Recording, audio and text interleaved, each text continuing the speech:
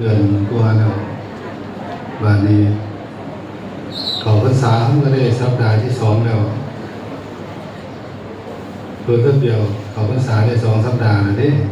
เพราะฉะนั้นเหลืออีก2เดือนกว่านึงวันเวลามันเร็วเนาะพวกเขามันอนุโมทนาบุญนำเด้อมีออกมีชีทั้งหลายที่ได้มาปฏิบัติธรรมเวลาพวกเขามันหน่อยลงเรื่อยๆพวกเขากันหน่อยพาแม่ทัพกันหน่อยด้วยกัน61ขวบเลยเด้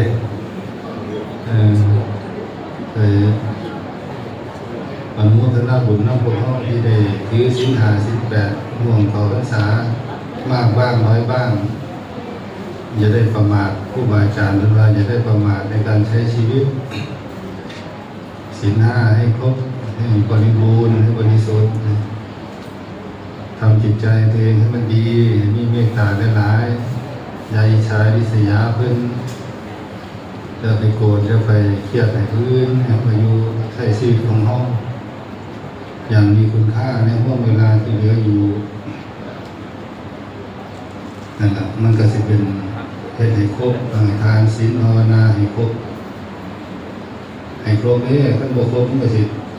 เกิดสั้นหน้าก็สิบ่ครบอีกคือกันทานบ้างถือศีลให้ดีภาวนาให้มันไหว้พระสวดมนต์นี่ล่ะนั่งสมาธิ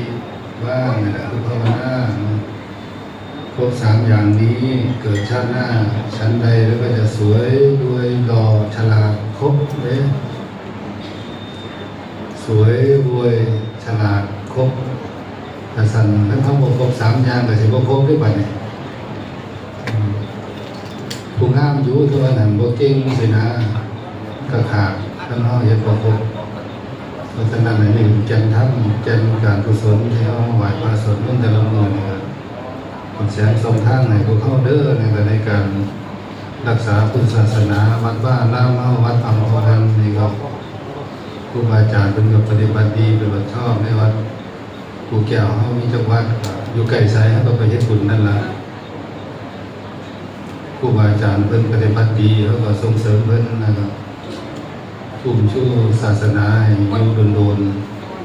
ๆท่านเฮาบ่ซอยกันรักษามันก็สิอยู่บ่โดนปืนก็สิแต่ไม่ทำได้ไม่ยังวัฒนธรรมเฮาอันนั้นก็มื้อนี้ทางแม่ทัพก็ได้โอกาสว่าบ่ค่อยได้ออกไปไส